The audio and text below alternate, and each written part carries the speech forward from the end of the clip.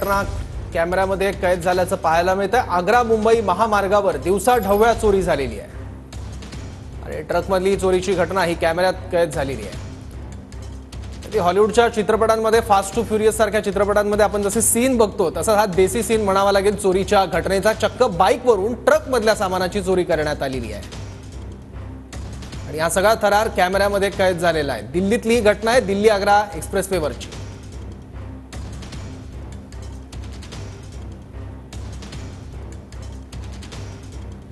आधी आरोपी ट्रकवर चढले आणि त्यानंतर ट्रकवरचं सामान त्यांनी खाली फेकलं आणि चालत्या ट्रकवरून चालत्या बाईकवर हे आरोपी बसलेले आहेत आणि त्यानंतर ट्रिपल सीट हे आरोपी फरार झाले। ट्रकमधल्या चोरीची घटना ही कॅमेऱ्यात कैद झाली आहे। आग्रा मुंबई महामार्गावर दिवसा ढवळ्या ही चोरी झालेली आहे आणि त्याच वेळी मागून एक कार जात होती आणि या कारमधून ही सगळी चोरी रेकॉर्ड करण्यात आलेली आहे।